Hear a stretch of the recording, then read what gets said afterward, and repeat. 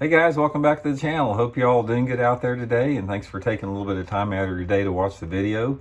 And today we're going to rile a few more feathers with this whole spawning bass, spawning smallmouth deal we're going to talk about. And I decided to do this video after I did the video on the floggers yesterday, because man, that video got a ton of views. A lot of people had a lot of comments on it. Got like well over 200 comments, like in 8 hours on the thing.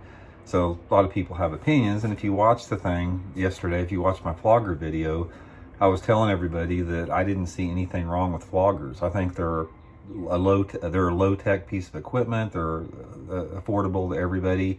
But then I went in and I was talking about how floggers are used to catch bedding bass, and I went into the whole spiel about how we shouldn't be fishing for bedding smallmouth up north in the summertime. Thus the topic for today's video. So I want to say right off the bat again, there's still a bunch of dudes out there that don't understand how to interact on social media or YouTube. If you guys want to join in on this discussion, which I welcome everybody to join in on it, let me hear your opinions on the topic. You know, give me your critical thinking, intelligent, respectful comments on what we're talking about. If you guys want to resort to attacking the messenger for bringing up the topic, those comments will be deleted. I don't have any patience for that type of deal. So, but I'm welcoming everybody out there that wants to play nice and be civil and comment on this topic.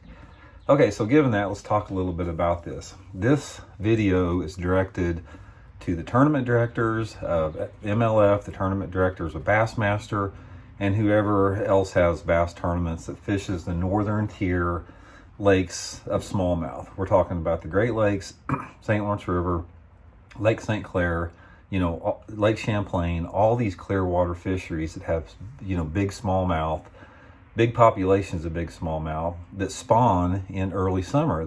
A lot of these smallmouth are still spawning up there. They spawn in June a lot. They spawn into July. Last week, you know, at the tournament they had there at St. Lawrence River, a lot of guys catching them on beds up there. Big smallmouth. I'm talking about these are 4 or 5 pound smallmouth that are anywhere between, you know, 12 to 15 years old. Big, giant smallmouth that have good genetics in it. Here's the point of what I'm talking about, guys. The number one thing that bass anglers need to be are conservationists. If we are not conservationists and we don't protect the resource that we have, then we're just shooting ourselves in the foot. It's absolutely the most insane way of thinking to not get behind conservation efforts, especially since we're involved in a sport that is so popular. It's growing at such a rapid pace. We're not getting any more waters. Our waters are limited, so the pressure on our waters is going to continue to increase tremendously over the future. As much people, there are much new people getting in fishing every year. Stuff like YouTube is bringing people into fishing. We talked about the Guggen Squad bringing a lot of people into fishing. Our lakes are just going to get more pressured, and we have got to become hardcore conservationists for the future of this sport. I'm unapologetic about it. To me, there's no debate on the topic. So it gets back to the fact, what we're talking about, these June and early and July tournaments a lot of times on these clear water smallmouth impoundments. There is not one good reason that any tournament director can give me that they should be having tournaments when those giant smallmouth are on the beds. None whatsoever. You can go to all those fisheries in August, September, into early October and catch giant bags of smallmouth. You're still going to catch 20-pound bags of smallmouth. The fishing's still going to be awesome. Those fish are going to be completely done bedding out there. We have got to set an example to the public, and it starts with the tournament directors to stop having these tournaments when these fish are spawning. I mean, it's simply not right. And you can argue that, oh yeah, anytime you're fishing in the spring, you know, the fish are spawning. You know, I've talked in detail in the past about how we just need to stay away from those periods when those fish are spawning as far as tournament competition.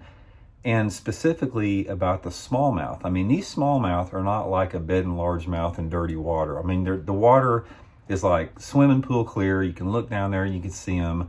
You know, they're really easy to target like that. And, from that standpoint, the bass anglers are sort of in a predicament here, because I'm not attacking any professional angler out there. They are put in the position to have to fish like this. I've done it myself. If you're fishing a tournament on the St. Lawrence River and you see a 5-pound smallmouth sitting on a bed, you're going to try to catch it. That's just the deal. So what we're talking about, I'm not, dogging or slamming tournament fishermen for having to do this, but I am dogging and slamming the tournament directors for putting the anglers in the position to have to do that, especially when you have so many options out there. And like I said, you cannot give me a valid reason why tournaments should be held specifically for these giant smallmouth when these smallmouth are all over the beds. There's no reason whatsoever. You can say, okay, well, that's the only time of year the Chamber of Commerce could have the tournament up there. Then if that's the case, you're going to have to deal with it, and you have to figure out some other time to do it, or let them know we can't come in here like this. It's not a good look for the sport. It's not a good conservation practice.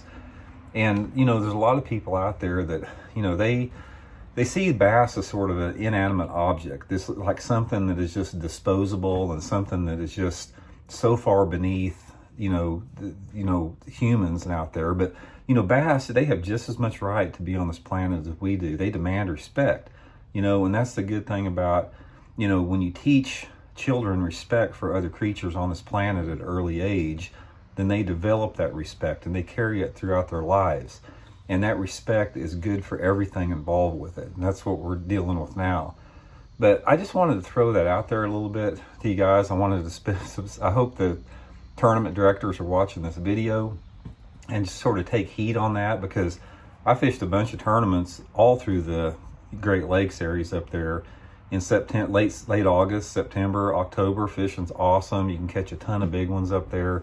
You don't have to go to these places when these smallmouth are still bedding up there and take them off the beds. And I know you can say, okay, MLF, catches them and puts them back in immediately. Yeah, that's probably better, but how many times are they allowed to catch a fish off a bed? Does anybody know the answer on that? If they see a 4-pounder on a bed and they catch it, turn it back, and it swims down to the bed, can they catch it again?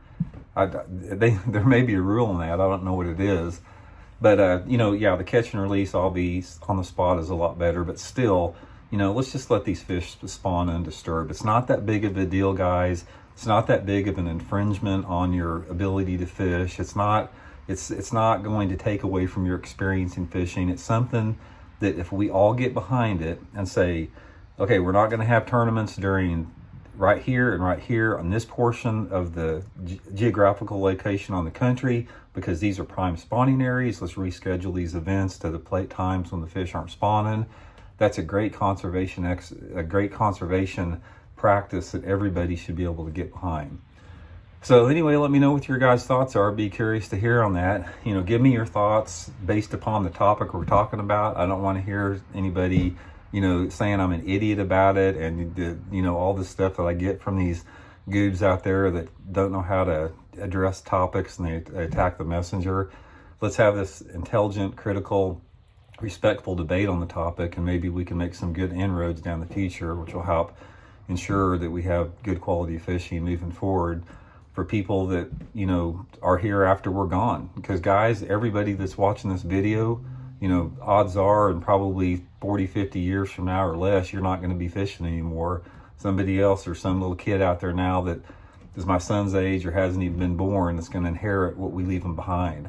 And we need to stop thinking about our own needs and our own wants, and quit being so selfish, and start thinking about these future generations more. So anyway, that's today's rant a little bit. Just wanted to get that out there after yesterday's flogging video. Again, thanks guys for tuning into the channel. Appreciate it.